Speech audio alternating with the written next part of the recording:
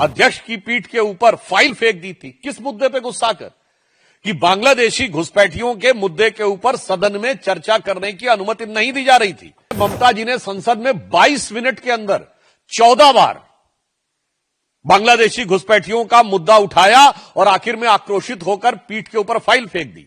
मैं तृणमूल कांग्रेस से पूछना चाहता हूं कि आप ममता जी तब सही थी या अब सही हैं? संसदीय मर्यादा को ध्वस्त करते हुए पीठ के ऊपर फाइल फेंक देना और आज उन्हीं का समर्थन करना। मैं याद दिलाना चाहता हूं कि विषय सिर्फ चुनाव का नहीं है, यह भारत की सुरक्षा और अस्मिता का भी विषय है। क्योंकि सिर्फ एसआईआर का विषय नहीं, पश्चिम बंगाल में तो स्थिति और भी विभत्स है कि मुर्शिदाबाद में उनके एक नेता हुमायूं कबीर ये बयान देते हैं कि वो तथाकथित बाबरी मस्जिद, जिसे सदैव सुप्रीम कोर्ट ने डिस्प्यूटेड स्ट्रक्चर या विवादित ढांचा शब्द कहा है, उसका पुनर्निर्माण कराएंगे। और इसके ऊपर या तो इंडी गठबंधन के लोग मौन हैं या समर्थन कर रहे हैं। तो हम ये पूछना चाहते हैं कि पश्चिम बंगाल में चुनाव के समय यह किस प्रकार के वातावरण का निर्माण तृणमूल कांग्रेस और कांग्रेस जैसे दल मिलकर करने का प्रयास कर रहे हैं। और जहां तक एसआईआर की व्यवस्था है, स्पेशल इंटेंसिव रिवीजन की जो व्यवस्था है, इस पर मैं कोट करना चाहूंगा कि यह पारदर्शी निष्पक्ष चुनावों के लिए कितनी आवश्यक है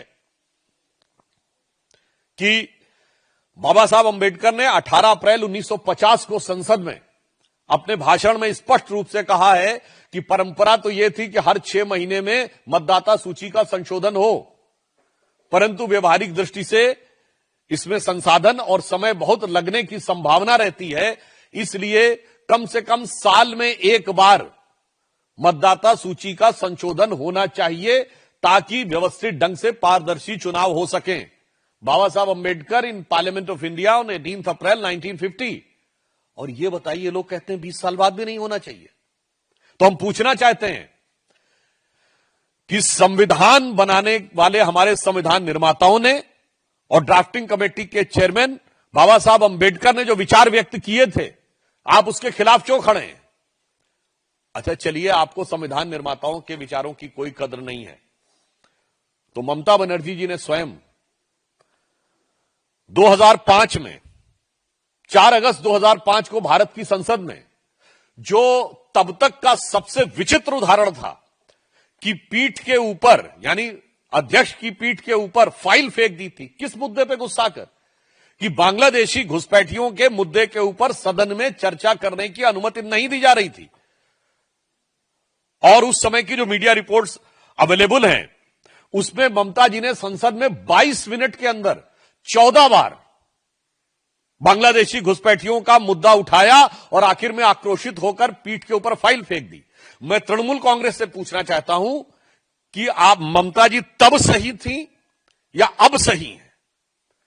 यह कौन सा परिवर्तन आ गया कि आप जिन बांग्लादेशी घुसपैठियों के खिलाफ इतना आक्रोश था कि संसद में 22 मिनट में 14 बार बोलना और संसदीय मर्यादा को ध्वस्त करते हुए पीठ के ऊपर फाइल फेंक देना और आज उन्हीं का समर्थन करना।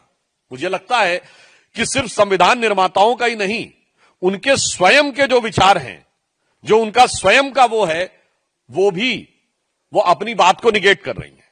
मैं एक और आज उन सूचियों में सही लोगों की पहचान क्यों आवश्यक है, सही लोगों की पहचान क्यों आवश्यक है, ताकि कोई विदेशी घुसपैठियों के माध्यम से भारत की सत्ता को हड़पने का प्रयास या किसी राज्य में सत्ता को हड़पने का प्रयास न करे। इस संदर्भ में मैं पुनः ममता बनर्जी जी के द्वारा भारत की संसद में इसी दिए गए एक बयान को आपको सुनाना चाहता हूं। लेकिन एक बात जरूर कहना चाहती हूँ कि आइडेंटिटी कार्ड होना जरूरी है सिटीजनशिप के लिए, और इसको हम लोग पूरा तरह से समर्थन करते हैं और करते जाऊंगा। और सिटीजनशिप गाइड बनाने होगा एक कंट्री में, और नहीं होगा तो ऐसा बूथ रिगिंग और मनी पावर मसल पावर आज जो माफिया पावर है, इसमें इलेक्शन नहीं होने वाला है आने वाला दिन में। इसके लिए मैं इसको सपोर्ट करना चाहता हूँ। अब बताइए, वो स्वयं कह रही हैं कि आइडेंटिटी स्थापित होनी चाहिए, क्योंकि उस समय आई कार्ड ही होते थे। सही मतदाता कौन है इसकी पहचान होनी चाहिए, अन्यथा मनी पावर, मसल पावर और बूथ रिगिंग के द्वारा चुनाव को कैप्चर करने का प्रयास किया जाएगा। और आज दुख का विषय है कि बिहार का चुनाव इतने अच्छे ढंग से संपन्न हुआ।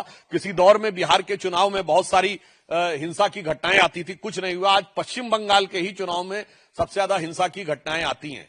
तो अब पूछना चाहते हैं कि ममता जी, आप तब सही बोल रही थी या आज सही बोल रही हैं, या जो चरित्र दिख रहा है इंडी गठबंधन का, कांग्रेस पार्टी का और तृणमूल कांग्रेस का, इसी कारण से भारत की राजनीति में विश्वसनीयता का संकट उत्पन्न हो जाता है।